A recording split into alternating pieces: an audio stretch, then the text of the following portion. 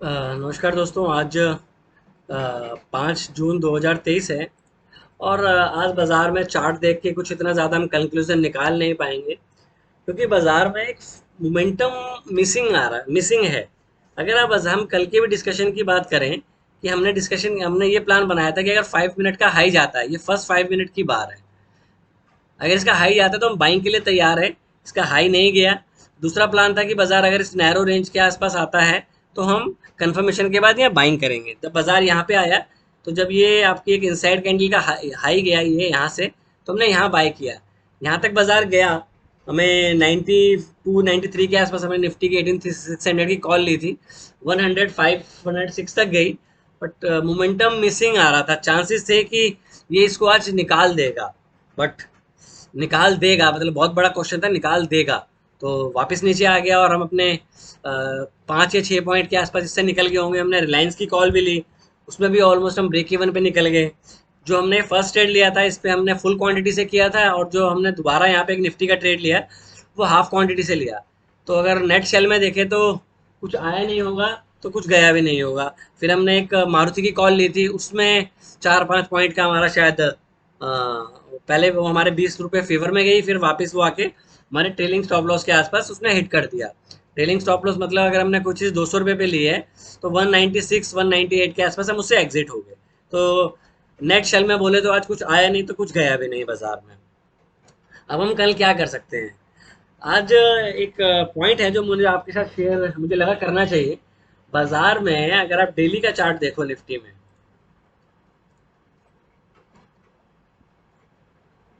तो कोई भी सॉलिड बार नहीं बन रही है बाजार में। अगर आप ऊपर की साइड पे जाके doji, hammer, shooting star, inside candle बना रहे हो और आपको फॉलो थ्रू मिसिंग हो रहा है, तो इस तरह के बाजार में आप नीचे भी आने के लिए टाइम नहीं लगाओगे।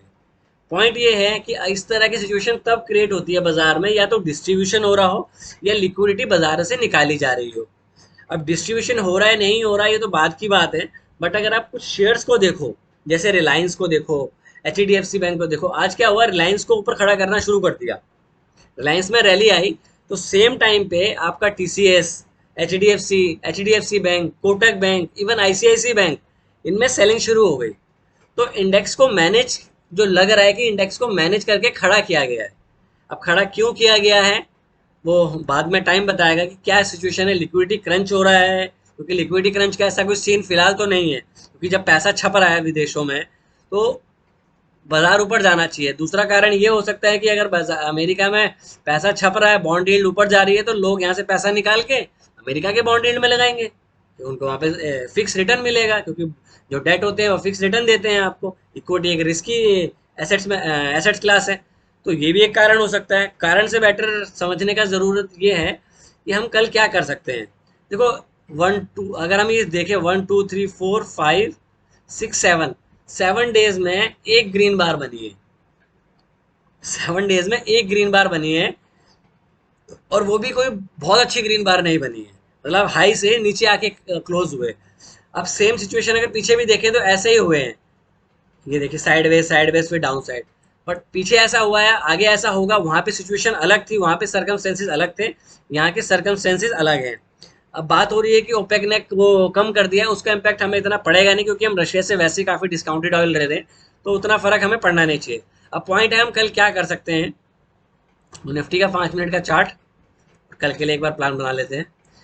हमने डिसाइड किया था कि अगर इस पॉइंट के आसपास आता है तो बाजार में बाइंग आ सकती है। तो आज हमारा प्लान होगा कि अगर बाजार इस लेवल को कल निकालता है डाउन साइड पे, मैं दोबारा बोल रहा हूँ, अगर बाजार कल, हमारा प्लान था कि 5 मिनट का हाई जाएगा या इस रेंज के आसपास, क्योंकि यहाँ पे कंजेशन था, ये कंजेशन है, ठीक है ना।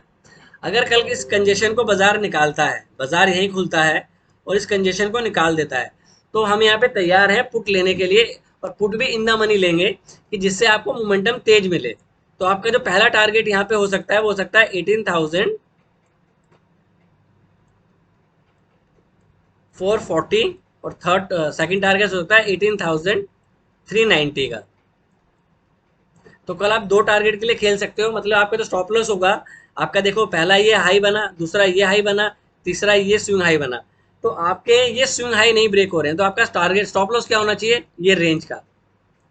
ये आपका रेंज का स्टॉप लॉस है, इससे ऊपर जाएगा तो आप एग्जिट हो जाओगे, पर बाय नहीं करोगे। बाय करोगे जब यहाँ पे प्राइस कंसोलिडेट करे, क्योंकि बाजार यहाँ पे टाइम स्पेंड करना बड़ा जरूरी है, क्योंकि बिकॉज बाजार में बाइंग तब आएगी जब फ्रेश पैसा आएगा। बाजार में पैसा नहीं आ रहा है, जिस वजह से बाजार ऊपर नहीं जा रहे हैं।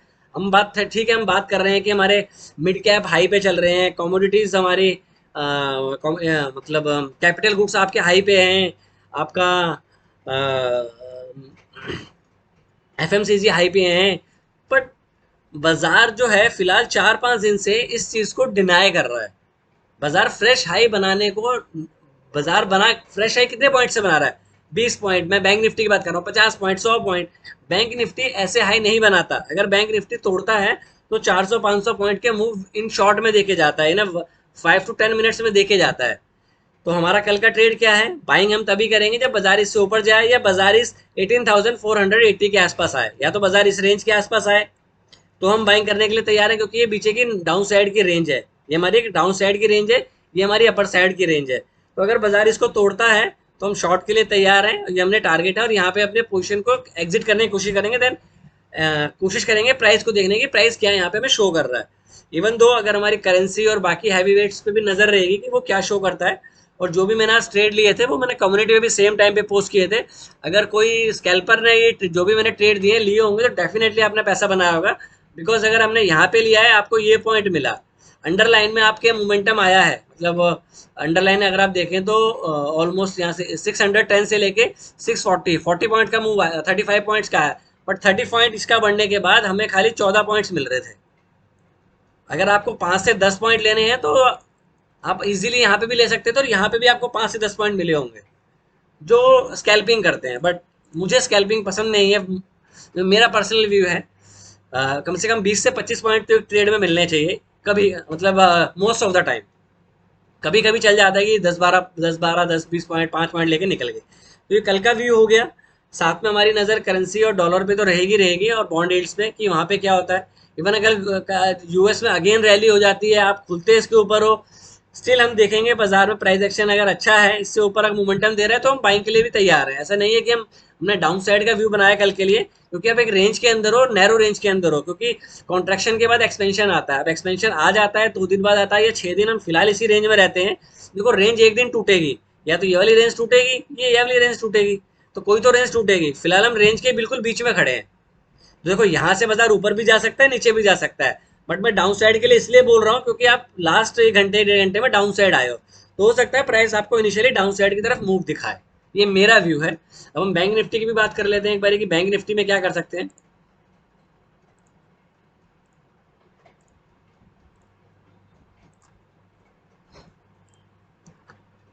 बैंक निफ्टी का डेली का चार्ट देखते हैं।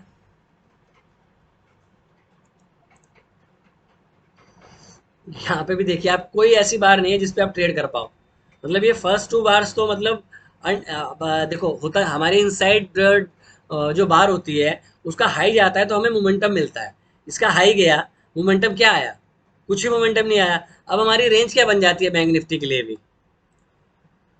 ये हमारी अपर रेंज बन जाती है फॉर टाइम भी। इंट्राडे के पॉइंट ऑफ व्यू से बात कर रहा हूँ मैं अभी। ये हमारी ऊपर की रेंज बन जाती है, और ये वाला जो हमारा डोजी का लो है ये हमारी डाउन साइड की रेंज है। तो हम 800 to 300, मतलब 500 पॉइंट के अंदर आसपास हम ट्रेड कर रहे हैं। मतलब ये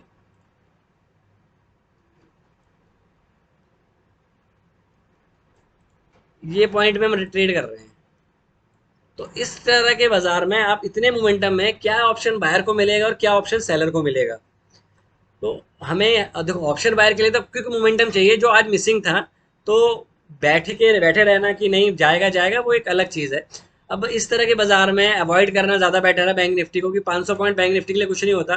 फिर भी हमारा काम है ट्रेड बनाना, तो ट्रेड बनाने की कोशिश करते हैं हम क्या बना सकते हैं कल इसमें भी। ये देखिए, इसकी अपर रेंज ये है, डाउन रेंज ये है, हम फिर बीच में ही है। एक बार 200 लगा लेते हैं, कहाँ पे है बैंक निफ्टी में? 200 भी यहीं पे है, 20 भी देख लेते हैं एक बारी। 20 है। तो अगर कल इसका लो जाता है ये वाला, अगर बाजार 200 के आसपास खुलता है और इसका लो जाना शुरू कर देता है, बाजार यहीं खुलता है और इसका लो चला जाता है, या इवन बाजार इस रेंज में खुलता है। ये रेंज है आपकी 41 44,100, टू 44,040। अगर बाजार इसी रेंज के आसपास खुलता है और आपका ये लो चला जाता है, तो यहाँ पे भी आप शॉर्ट कर सकते हैं। आपका जो स्टॉप लॉस होगा वो ये कंजेशन जोन होना चाहिए। मतलब इससे बाजार ऊपर गया तो आपने, मतलब अगर आप 40 बेच रहे हो तो आपका 80 पॉइंट का स्टॉप लॉस है अंडरलाइन में, और डाउन साइड आपको यहाँ तक मिल सकती है बाजार 43,800 तक। तो 200 पॉइंट के नीचे की डाउन साइड आपको है, ऊपर आपका 80 पॉइंट का स्टॉप लॉस है। इसके अलावा बैंक निफ्टी में ट्रेड तभी अच्छा बनेगा या तो वो इस ऊपर रेंज को निकाल दे या नीचे की रेंज को निकाल दे। अगर ये 18,000 इसको निकालता है तो नीचे फिर और कंजेशन है, जो कि 43,500 टू 40,600 है। तो छोटे पॉइंट्स के लिए अगर हम प्ले करेंगे तो शायद हमें पॉइंट्स मिल जाएंगे, तो मल्टीपल ट्रेड लेके हम प्रॉफिटेबल ट्रेड बना सकते हैं। फिलहाल यही है कि अगर इसके आसपास खुले नीचे जाता है तो हम शॉर्ट के लिए तैयार हैं, यहाँ पे कंसोलिडेट करके ऊपर निकले तो हम बाइंग के लिए भी तैयार हैं। बट अगर बेस्ट ट्रेड होगा तो बेस्ट ट्रेड यही वाला बनेगा कि ये निकले और नीचे को आए। तो फिलहाल यही व्यू है बाजार में। और कोई भी ट्रेड लेने से पहले अपने फाइनेंशियल एडवाइजर ज़रूर कंसल्ट करें, बिकॉज मार्केट में सही और गलत कोई भी हो सकता है। Trade well and take care. Thank you.